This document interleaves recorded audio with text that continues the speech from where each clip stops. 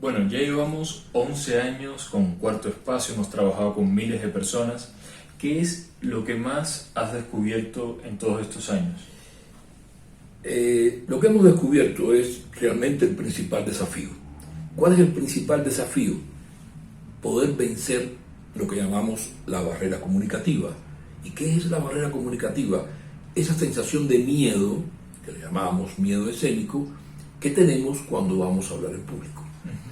O sea, comunicación personal es la relación entre uno y otro, o sea, entre dos partes, puede haber muchos en cada parte. Usted va a hablar en público y lo mismo una persona ya es un público, 2, 5, 1000, es un público de 1000. Y usted va a hablar en público y usted tiene que realmente lograr un impacto. O sea, la comunicación es una acción que provoca una reacción. Y que esta reacción sea positiva, por supuesto. O sea, usted va a transmitir una idea, una emoción, ¿no? Y usted quiere que esa idea y esa emoción sea entendida en primer lugar y sentida. Si se siente, cala más. Bueno, la persona que tal vez nos está viendo se está preguntando ¿por qué siento miedo escénico? Voy a hablar frente al público, me tiembla la voz, me sudan las manos, me pongo nervioso, siento presión en el pecho. ¿Por qué siento esto y cómo me lo quito, no? Sí, la barrera comunicativa y el miedo escénico es la sensación de que las cosas van a salir mal. Hay que entender que el miedo escénico es un miedo. ¿Y qué cosa es un miedo? ¿Qué cosa es el miedo? El miedo es un aviso que te manda el cerebro preventivo, ¿no? Preventivamente, de que estás en apuro, estás en problema, o quizás incluso en peligro, vas a ser asaltado, te vas a caer, te vas a enfermar, lo que sea, cualquier cosa. El cerebro te avisa previamente. ¿Y por qué te avisa? Porque ya has tenido una experiencia anterior donde eso te ha pasado. La primera vez no sientes el miedo. La primera vez no sientes el miedo. El miedo lo sientes después que el cerebro ha guardado esa experiencia y lo convierte en un miedo avisor antes de que ocurra, todo lo antes que pueda, ¿no? Hasta donde pueda. Por eso, por ejemplo, el miedo escénico es un miedo. Pero mira si es así, si es avisor y previsor, que el miedo escénico no comienza cuando te paras a hablar. No. Hemos visto que comienza desde que te avisa, es decir, desde que sabes que vas a hablar en público. Ya comienza el miedo. 2, 3 semanas antes empiezas a sentirlo, ¿no? Y puede ser más. Y 6 meses, no hemos tenido casos de personas que vienen a prepararse para una tesis 6 meses. Y son 6 meses sufriendo, ¿no? Donde estoy Son preocupado cómo lo voy a hacer, cómo voy a hablar, qué Sí. voy a sentir, ¿no? Sí, empiezas a imaginarte, a sentir lo que vas a sentir después. Bueno, y otros para casarse, ¿no? O para dar el discurso de Ha boda habido. de la hija. Ha habido esos casos. 6 meses antes de casarse, no vaya a ser que en el momento que le pregunten si acepta a la novia Se ponga como nervioso. esposa, diga que no. Hemos tenido esos casos. Entonces, el miedo escénico, ¿a qué le tenemos miedo? Porque el otro es a caerte, a que te asalten, a que te enfermes. Hay miles de miedo, pero miles de miedo. Incluso el miedo es tan antiguo como el ser humano. Y yo creo, Cane, que todos los días inventamos un miedo. Después que nos pase algo nuevo, ya el cerebro nos deja el miedo para prevenirnos. Creamos ese mecanismo de prevención inconsciente por los sucesos. Claro, lo que pasa es que a veces no le hacemos caso, ¿no? Y nos volvemos a equivocar otra vez. Y nos metemos donde no tenemos que meternos. Y otras veces le hacemos demasiado caso y estamos prevenidos y en alerta todo el Sí, tiempo, ¿no? que eso- Sobreprevenidos. Que eso es lo que más ocurre. Ese es el miedo escénico. El miedo escénico. Entonces, ¿cuál es el miedo escénico? Si no es a caerte y no es a otras cosas semejantes, más drásticas, ¿qué es lo que te puede pasar frente al público? Sí, que las cosas te salgan mal, claro, pero ¿por qué te van a salir mal? ¿Qué cosa es que te salgan mal?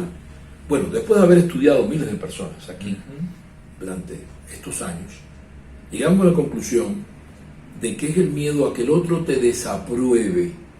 Es el otro el que te va a desaprobar. Parece parece que eres tú, pero es el otro, pero realmente no es el otro, eres tú. Una cosa es lo que siente y otra cosa es lo que es. Es decir, que el otro nos va a decir que no le gustamos, que no nos cree, que no nos quiere. ¿Qué puede ser? Que no nos entiende, Que va a pensar que no somos inteligentes, que no somos que no inteligentes, somos importantes. que no somos importantes, sí, que no somos atractivos, cualquier cosa puede ser. Eso no es un invento. En realidad el público no va a hacer nada de esto, ¿no? El público no tiene nada que ver, te está esperando encantado de la vida para escucharte y aplaudirte si dices algo interesante. Pero eso es lo que se siente. Entonces, si dijimos que el miedo está basado en una experiencia negativa que te deja a él la sensación avisora, entonces el miedo escénico está también basado en alguna experiencia negativa. Y la gente dice, pero yo no recuerdo nada. Y le preguntamos, ¿y antes de los 5? Y dice, no recuerdo nada antes de los 5. No recuerda, pero lo tiene instalado en el inconsciente.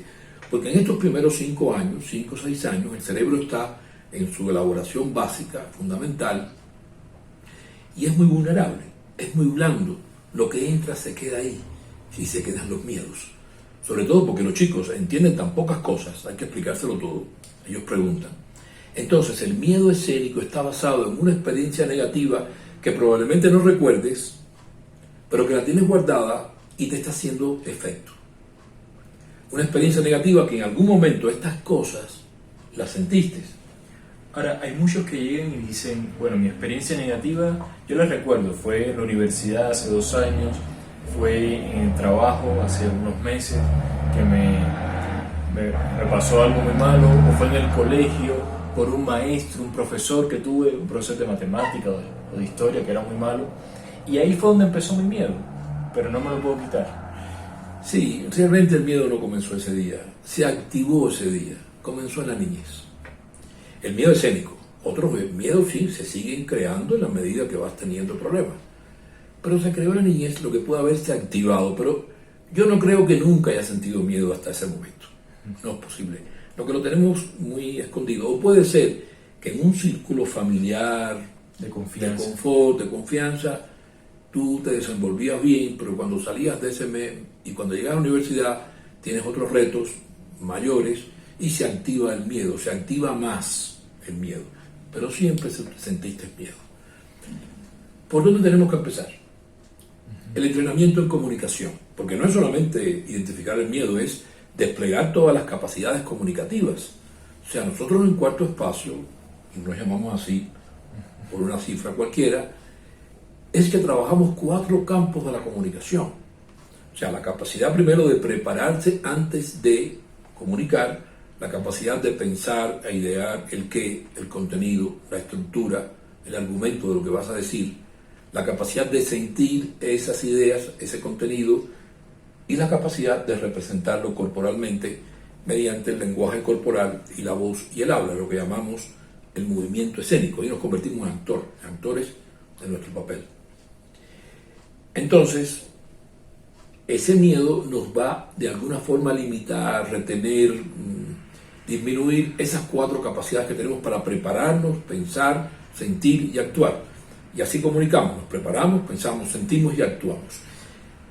Si no identificamos ese temor, no podemos desplegar esas 4 capacidades completamente a lo largo de un entrenamiento que es corto, pero es intenso. Es intenso. Después puedes explicar cómo está estructurado ese entrenamiento, ¿sí?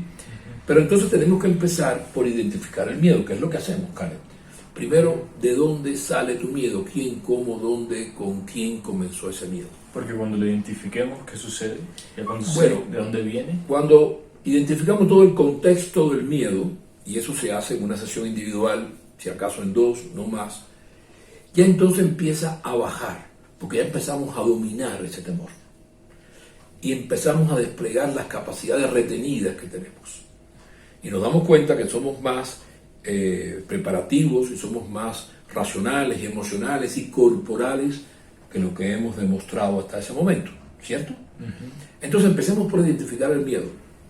¿Qué pasó en la infancia que nos dejó el miedo a no ser aprobado por alguna razón? Pongamos por caso, vamos a ejemplificar un poco. La ausencia paternal, puede ser también maternal, pero ocurre más en la paternal. Puede ser total, puede ser parcial, puede ser que se ocupaban del chico, pero no le daban el cariño, lo veía de vez en cuando. El niño necesita el rol paternal como el rol emocional, como el rol, maternal, que es más emocional. Pero ahora se invierte mucho esas cosas. Los roles pueden estar invertidos, el problema es que estén los 2 roles. El que apoya, emprende, le da confianza al chico, vamos, haz esto, y el que le da también la parte emocional, la parte más empática que también necesita el chico, necesita que lo empujen pero que le pasen la mano, las dos cosas. Lo que no puede ser que solo lo empujen y solo le pasen la mano. Tiene que haber un equilibrio, más o menos. No es tan fácil encontrar ese equilibrio, pero es lo que debemos buscar en realidad. Entonces, ese puede ser un caso, pero puede ser un caso incluso que haya excesiva exigencia, o sea, demasiada presión por hacer muy bien las cosas y no fallar nunca. Y quedo con un miedo a fallar y a que todo no me salga perfecto, ¿no? Eso. A cuidar cada detalle. Eso es muy frecuente. Como está el miedo a que los padres establecían una especie de disciplina de bajo perfil, no se habla mucho, no se alza la voz, no se opina, y entonces se convierte en un ser totalmente discreto. Y puede ser también que haya habido lo contrario, un exceso de atención, de velocidad, de cariño, de tolerancia, y entonces sale pues un chico muy flexible. Todo eso, y hay más, cuando vas frente al público sientes que el público va a hacer lo mismo que te hicieron en la niñez. Y ahí es donde nos ponemos nerviosos. Porque tenemos que hacer lo mismo, pero sabemos que el público no quiere eso mismo. El público quiere otra cosa. Quiere que te abras y que digas algo interesante, y que seas creativo y que emociones, pasarla bien. Porque el público pide dos cosas básicas, ¿verdad, Karen? Uno, que le digas algo que nunca ha escuchado, y otro, que lo hagas de la mejor forma posible para pasarla bien. Un bonito espectáculo cuando se va a hablar en público. Espectáculo entre comillas, no el espectáculo artístico que es ficticio, un espectáculo real. Sí, por eso siempre escoger nuestro punto de vista, de idea que más confianza nos dé, que sea algo distinto. Nuestra opinión propia hace que tengamos mucha más confianza. Sí. Porque decimos que vamos a entrar con algo nuevo, renovado, y eso va a tener mucho mejor atención. Y es nuestra opinión. Entonces, siempre nos va a dar muchísima más confianza cuando buscamos una opinión propia, nuestro punto de vista. Sí. Si vas a repetir, vas a sentir que estás diciendo la idea de otro. Y el público también lo siente. Por eso siempre es mucho mejor la originalidad, incluso desde el punto de vista del miedo escénico. Sí. Lo primero que te quita el miedo es lo que tú estás estableciendo, que es el derecho y la capacidad de expresar tu propio punto de vista, de ser creativo, de decir algo distinto. Entonces, por ahí debemos empezar, por rescatar ese punto de vista que estos manejos iniciales en la infancia nos los quitaron de alguna forma, nos los menguaron, nos los disminuyeron de alguna manera. Entonces, por ahí hay que empezar. ¿Cómo llegas? ¿Qué pasó en tu infancia? ¿Y cuál es la solución? Establecemos un programa de reconstrucción, un programa de salir de ese manejo y liberarte. Por ejemplo, el discreto, pues que se dé importancia, porque él piensa que él no tiene ninguna importancia, no se la dieron. Si mis padres no me daban importancia, ¿quién me las va a dar? Piensa él, siente más que piensa. Si fue muy castigado, si fue sometido a una severidad de mucha reprimenda, tiene que abrirse, porque él siente que lo van a atacar, siempre. Si fue manejado con mucho cariño, demasiado cariño y tolerancia, tiene que ganar más convicción, porque es un ser demasiado flexible. Si fue manejado con mucha exigencia, tiene que ser perfecto, lo que tú añadías, que tiene que ser perfecto.